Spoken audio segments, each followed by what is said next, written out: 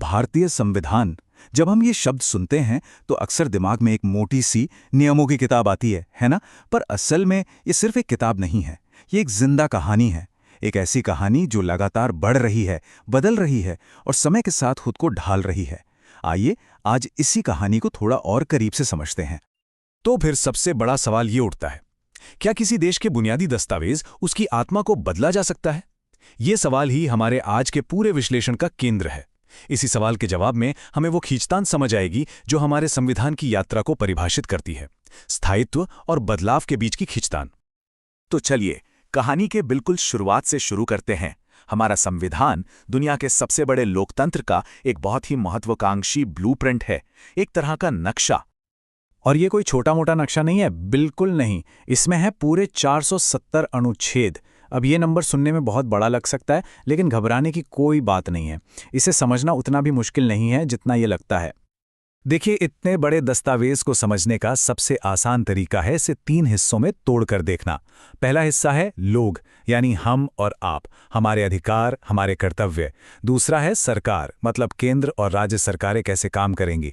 और तीसरा है नियम पुस्तिका, जो इन सब के बीच के रिश्ते को, फाइनेंस को और बदलाव के तरीकों को तय करती है।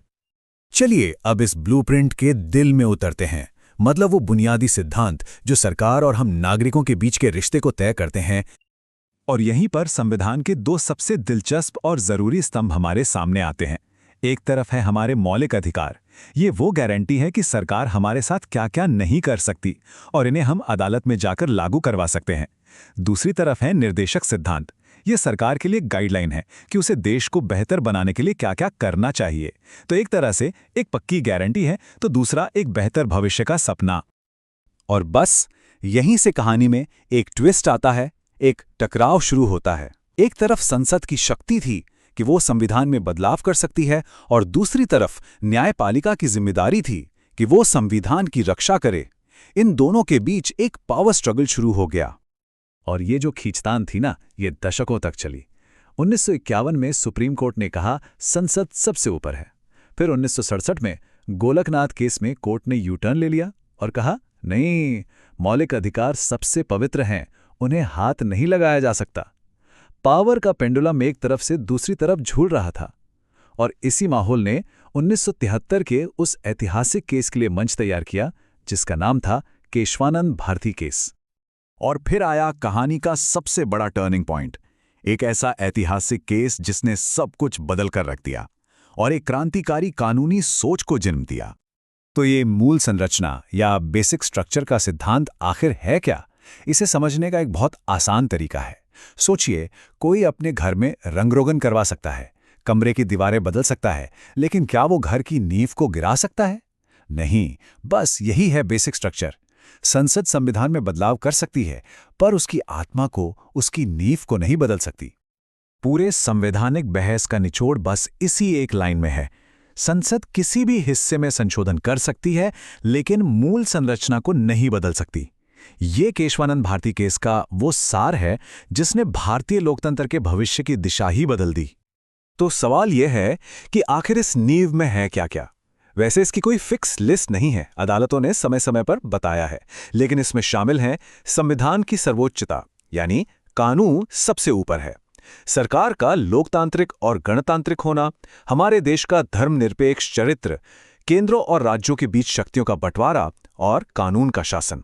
ये वो स्तंभ हैं जिन पर हमारा पूरा देश टिका है। तो अब देखते हैं कि इस मूल संरचना के सिद्धांत ने हमारे संविधान को कैसे एक जिंदा, सांस लेती हुई चीज बना दी, जो आज भी उतनी ही प्रासंगिक है। ये सिद्धांत असल में न्यायपालिका के हाथ में एक बहुत पावरफुल टूल बन गया। ये लोकतंत्र की रक्षा के लिए एक ढाल बन गया।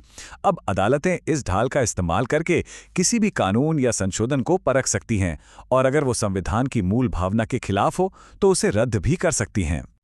इसका एक जबरदस्त आधुनिक उदाहरण है 2017 का के.एस. पुट्टस्वामी केस। इस केस का नतीजा क्या हुआ?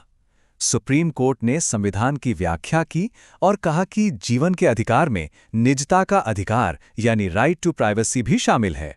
ये एक बहुत बड़ा कदम था जो दिखाता है कि हमारा संविधान नई चुनौतियों का सामना करने के लिए कैसे खुद को विकसित करता है। और कहानी यहीं खत्म नहीं होती। ठीक 1 साल बाद 2018 में आया नवतेज सिंह जौहर केस। इस केस में कोर्ट ने समानता और सम्मान के अधिकारों को सबसे ऊपर रखते हुए समलैंगिकता को अपराध की श्रेणी से बाहर कर दिया। ये एक और उदाहरण है कि हमारा संविधान न्याय और बराबरी के लिए कितना शक्तिशाली और गतिशील है।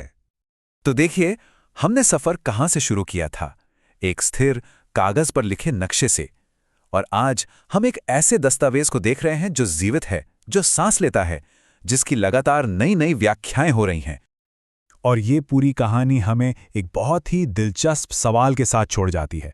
आने वाले समय में वो कौन सी नई मूल संरचना होगी जिसे हमारा संविधान पहचानेगा और उसकी रक्षा करेगा।